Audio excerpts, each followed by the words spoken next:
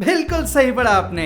Economy और stock market का underway के साथ एक्चुअली एक बहुत डीप कनेक्शन है। चलो पहले इसी की बात कर लेते हैं। स्टॉक मार्केट ऊपर जाने वाली है या नीचे, अगर आप ये सही से प्रेडिक्ट कर पाओ तो you can be the richest person on earth. और ये प्रेडिक्ट करने में आपको हेल्प कर सकते हैं कुछ सिग्नल्स जिन्हें कहते हैं इकोनॉमिक इंडिकेटर्स। इकोनॉमिक इंडिकेटर्स आपको टाइम से पहले ही एक सॉलिड आइडिया दे सकते हैं कि इकोनॉमी ऊपर जाने वाली है या नीचे। अच्छा ये सब तो ठीक है, पर इकोनॉमी और स्टॉक मार्केट के बीच में अंडरवेयर कहां से आ गए भाई साहब? What if I tell you कि अंडरवेयर भी इन्हीं इकोनॉमिक इंडिकेटर्स में से एक है? What? Say that again. Lux को इकोनॉमी प्रेडिक्ट कर सकता है? कैसे भाई कैसे? Well it's all about human psychology, specifically male psychology. हम अपनी डेली लाइफ में बहुत सारी अलग अलग तरीके की चीजें खरीदते हैं, पर उनमें से सबसे कम प्रायोरिटी होती है ऐसी चीजों की जो दिखती नहीं है। हम ज्यादा प्रायोरिटी देते हैं ऐसी चीजें खरीदने को जो या तो नेसेसिटी हो या फिर वो दिखाई दे और आपका सोशल स्टेटस बढ़ाए। तो ऐसे में अगर men's underwear sales are booming तो इसका मतलब लोगों के पास काफी डिस्पोजेबल इनकम है, क्योंकि वो सबसे लास्ट प्रायोरिटी वाली चीजों को भी बड़े नंबर्स में खरीद रहे हैं। ज्यादा डिस्पोजेबल इनकम यानी ओवरऑल इकोनॉमी की हेल्थ काफी अच्छी है। वहीं दूसरी तरफ अगर अंडरवेयर सेल्स डाउन है तो इसका मतलब आप लोग सिर्फ हाई प्रायोरिटी वाली चीजों पर ही पैसा स्पेंड कर रहे हैं, बाकी चीजों पर नहीं। इट्स अ साइन कि लोग अपनी फ्यूचर इनकम को लेकर श्योर नहीं है, इसलिए उन्होंने नॉन अर्जेंट खर्चे करने कम कर दिए हैं। आई मीन अगर कोई अपनी इनकम को लेकर अनसर्टन है तो उसके सामने अंडरवेयर में एक छेद कोई बड़ी प्रॉब्लम नहीं है। एंड बिफोर यू थिंक कि मेरी खुद की बनाई कोई रैंडम थ्योरी है, तो ऐसा बिल्कुल नहीं है। इस इकोनॉमिक इंडिकेटर को पॉपुलराइज किया था एलन ग्रीनस्पैन ने, जो एक रिनाउंड इकोनॉमिस्ट हैं और अमेरिकन फेडरल रिजर्व के चेयरमैन रह चुके हैं। Not just that, underwear index ने कई बार मार्केट क्रैशेस को बहुत एक्यूरेटली प्रेडिक्ट किया है। Check out this example. अगस्त 2015 में अमेरिकन मेंस अंडरवेयर सेल्स में एक अनएक्सपेक्टेड शार्प डिक्लाइन आया और अगले ही महीने stock index also saw a sudden decline. और ये कोई एक बार का तुक्का नहीं था। Look at this chart. The end of year 2007 you can clearly see कि अंडरवेयर सेल्स गिरनी शुरू हो गई थी और इसके इमीडिएटली बाद आया 2008 का massive recession, which you can see in the GDP chart here. अगर आप ध्यान से देखो तो आपको बाकी पूरे चार्ट में भी अंडरवेयर सेल्स और जीडीपी में एक क्लोज कनेक्शन दिखाई देगा। तो अगली बार जब स्टॉक्स में इन्वेस्ट करना हो तो पहले पास वाली दुकान पर जाकर पूछ लेना कि अंकल कच्चे सही बिक रहे हैं नहीं, और अगर जवाब मिले नहीं तो be careful because recession could be around the corner. Interestingly ये अकेला इंडिकेटर नहीं है जो इकोनॉमी को प्रेडिक्ट कर सकता है। अगर अभी तक मजा आ रहा है तो फटाफट से वीडियो को लाइक कर दो, फिर बाकियों की बात भी करते हैं। अंडरवेयर से भी ज्यादा इंटरेस्टिंग इंडिकेटर है द लिपस्टिक इंडेक्स। इंटरेस्टिंग इसलिए क्योंकि ये अंडरवेयर इंडेक्स से बिल्कुल ऑपोजिट तरीके से काम करता है। अब सोचने में लगेगा कि जितनी अच्छी इकोनॉमी उतनी अच्छी लिपस्टिक सेल्स, राइट? बस यही आता है कहानी में एक ट्विस्ट। होता ये है कि इकोनॉमिक रिसेशन के टाइम पर विमेन ज्यादा महंगी परचेजेस जैसे हैंडबैग, शूज वगैरह अवॉइड करती हैं, बट शॉपिंग करने में जो मजा आता है, जो प्लेजर, जो सुख मिलता है, उस खालीपन को फिल करने के लिए वो कम एक्सपेंसिव चीजें जैसे लिपस्टिक वगैरह ज्यादा खरीदना शुरू कर देती हैं। और इसी वजह से इकोनॉमिक रिसेशन के टाइम पर लिपस्टिक की सेल नॉर्मल से कम होने की बजाय बढ़ जाती है। Strange right? काफी काउंटर इंट्यूटिव है और प्योर लॉजिक से सोचे तो बिल्कुल opposite. But hey,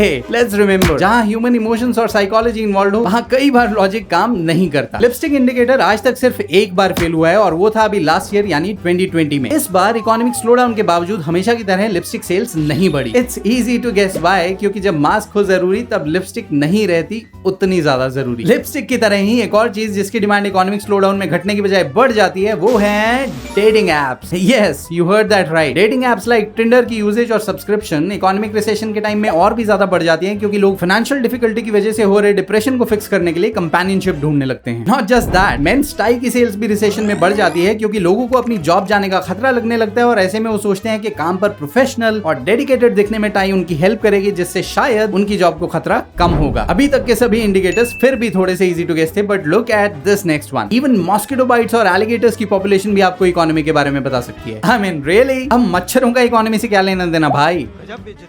well, America जैसे देशों में जब इकोनॉमी डाउन होती है तो घरों की मेंटेनेंस कम हो जाती है और काफी घर खाली भी हो जाते हैं। जब मेंटेनेंस कम होती है तो बैकयार्ड, स्विमिंग पूल्स और गार्डन्स वगैरह गंदे रहने की वजह से मच्छरों की पॉपुलेशन बढ़ जाती है और साथ ही बढ़ जाती है मॉस्किटो बाइट। यही नहीं, इकोनॉमी खराब होने पर एलिगेटर्स की पॉपुलेशन भी बढ़ जाती है, क्योंकि एलिगेटर स्किन से बनने वाले लग्जरी प्रोडक्ट जैसे हैंडबैग्स वगैरह की डिमांड हो जाती है कम, इसलिए कम एलिगेटर्स की जान जाती है। एलिगेटर्स की नजर से देखे तो हमेशा यही दुआ करते होंगे कि इकोनॉमी की हालत हमेशा ही खराब रहे। वहीं दूसरी तरफ हमारे पेट्स ये दुआ करते हैं कि इकोनॉमी कभी भी बुरी ना हो, क्योंकि जब भी इकोनॉमी बुरी होती है तो पेट्स की चोरी बढ़ जाती है। ऐसा इसलिए क्योंकि ये एक ऐसा क्राइम है जिसे करने के लिए आपको हार्डकोर क्रिमिनल होना जरूरी नहीं है, तो कुछ आम लोग भी एक्स्ट्रा पैसे बनाने के लिए पेट्स को चोरी करके उन्हें बेचने लगते हैं। इट्स फैसिनेटिंग टू सी कि बेशक दिखे या ना दिखे, दुनिया में सब कुछ कितना इंटरकनेक्टेड है। वरना किसने सोचा था कि Amul macho stock market predict कर सकता है? मैं तो कहूंगा कि अब मोदी जी को भी अपना स्लोगन बदल ही लेना चाहिए, क्योंकि अच्छे दिन का तो पता नहीं, लेकिन मित्रों अच्छे दिन आने वाले हैं, अच्छे दिन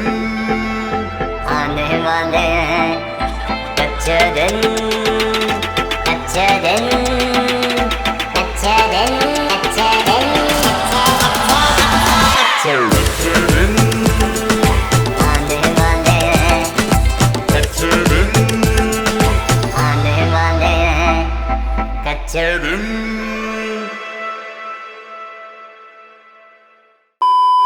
मजा आया। अच्छे दिन आने वाले हैं, अच्छे दिन आने वाले हैं,